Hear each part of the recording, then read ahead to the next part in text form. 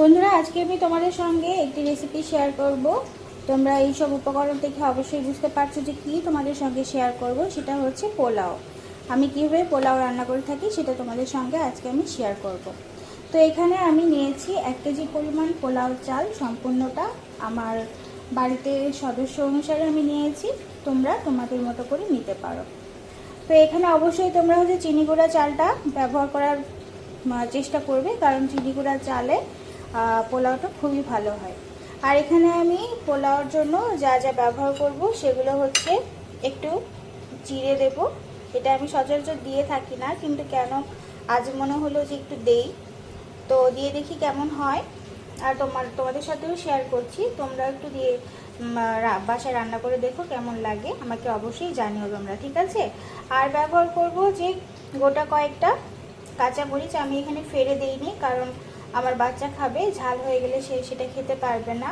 আর এখানে আছে থেতো করে রাখা কিছুটা এলাচ। আর এখানে আমি 3টা তেজপাতা একটু কুচি করে নিয়েছি, যাতে করে মানে ভালো হচ্ছে ইনগ্রিডিয়েন্টসটা বের হয় আসলে আর কি। আর এখানে আমি একটা বাটনা ব্যবহার করছি। এখানে আছে হচ্ছে সামান্য পেঁয়াজ, রসুন, আদা, এই 3টা জিনিসকে আমি একটু পেস্ট করে নিয়েছি। এটাও ব্যবহার করব আজকের পোলাওতে।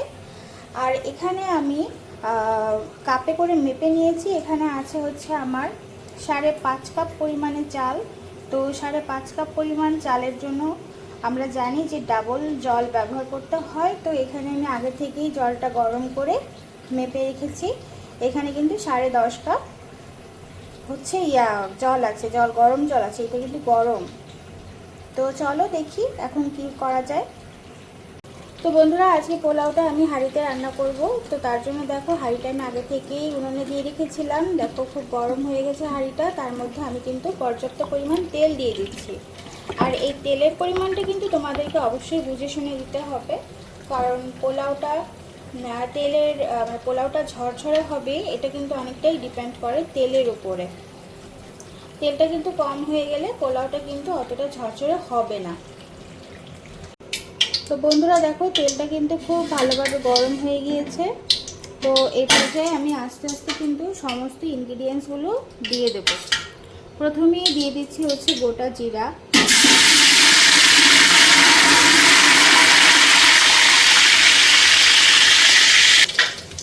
আর তারপর দিয়ে দিচ্ছি আমি থেতো করে রাখা এলাচ আর তেজপাতা।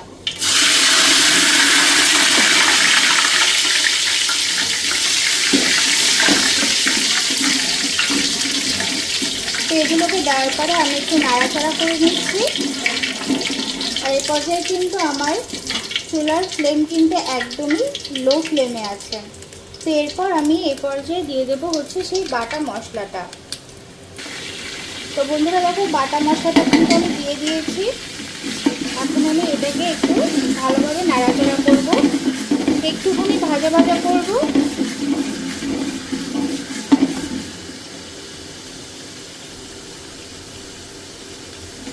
দেখো, আজকে আমি একটু হাঁড়িতে রান্না করছি জন্য হয়তোবা তোমাদের দেখতে একটু অসুবিধা হবে, বাট আমার কাছে বড় কোনো পাত্র এখন অ্যাভেলেবেল নাই জন্য আমি হাঁড়িতেই রান্না করছি।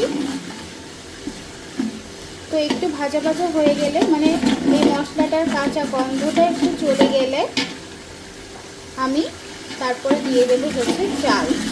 আর চালের সঙ্গেই হচ্ছে আমি এই মরিচটা রেখেছি, কারণ আমি যদি মরিচটা আগে থেকে দিয়ে দিই তো আগে থেকে ভাজা হয়ে পুড়ে যাবে, তো সেটা ভালো লাগবে না। তো আমি এভাবেই ব্যবহার করি, দেখতে থাকো তোমরা। তো এবার আমি হচ্ছে এই চালটাকে দিয়ে দেবো।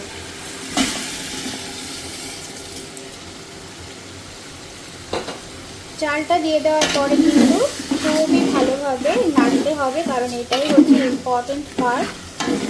কারণ চালটা খুব ভালোভাবে ভাজা হলেই কিন্তু ভাতটা ঝরঝরে হবে। তো আমার একটু ক্যামেরা ধরে আসলে নাড়ানাড়ি করতে খুব কষ্ট হচ্ছে, তো আমি একটু চালটা ভালোভাবে নেড়ে নিই। আর চালটা ভালো করে ভাজা হয়ে গেলে আবারও তোমাদের সামনে ফিরে আসছি আমি। তো বন্ধুরা দেখো, একে একে আমার দেওয়া শেষ। তো আমি কিন্তু ভালোভাবে নাড়ছি।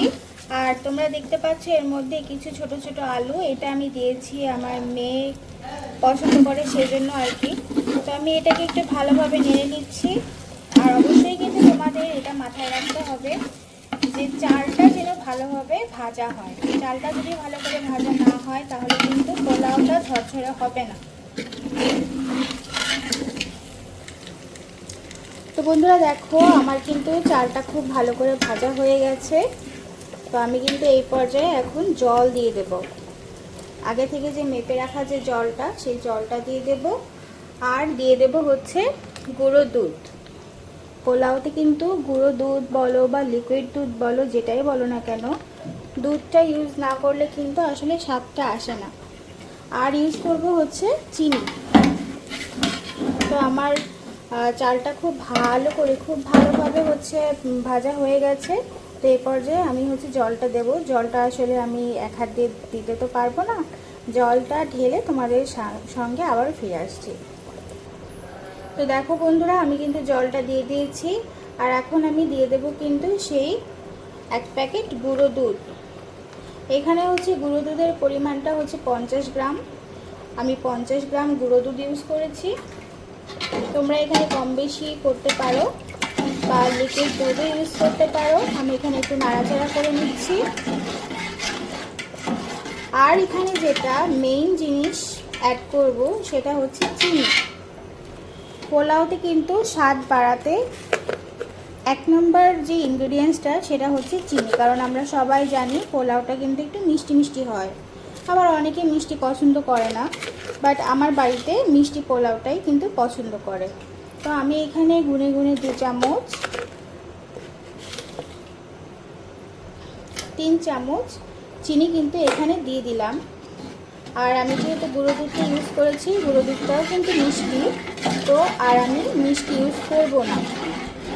আরেকটা ইনগ্রেডিয়েন্টস আমি এখানে ব্যবহার করব, সেটা হচ্ছে সবচাইতে ইম্পর্টেন্ট রান্নার জন্য, সেটা হচ্ছে লবণ। লবণটা কিন্তু অবশ্যই তোমাদেরকে বুঝে শুনে দিতে হবে।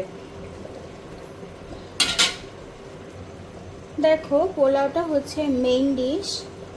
তো এই পোলাওর সঙ্গেই হচ্ছে আসলে সবাই সব ধরনের ডিশ খেয়ে থাকে। তো এটা দিয়েই যদি বরবাদ হয়ে যায় তাহলে তো সব কিছুই মাটি। তো আমি এখানে ভরা ভরা দেখো 1 চামচ পরিমাণ লবণ দেব, এর থেকে বেশি আমি আর দেবো না। যার দরকার হবে সে নিয়ে খাবে। তো জাস্ট এতটুকু। তো এখন হচ্ছে পালা ভাত হওয়ার। তো আমি এখন এটাকে ঢাকা দিয়ে দেবো। এবং ঢাকা দিয়ে ভাত হওয়ার পরে কী অবস্থা সেটা তোমাদেরকে অবশ্যই দেখাবো। দেখো বন্ধুরা এটা হচ্ছে আমার পোলাওয়ের ফাইনাল লুক। তো পোলাওটা দেখো কি সুন্দর ঝরঝরে হয়েছে। আর এটা আমি আমার মেয়ের জন্য বেড়েছি, আমার মেয়েকে এখন খাওয়াবো। আমার পোলাওতে কিন্তু সমস্ত কিছুই খুব ভালোভাবে পারফেক্ট পরিমাণে হয়েছে।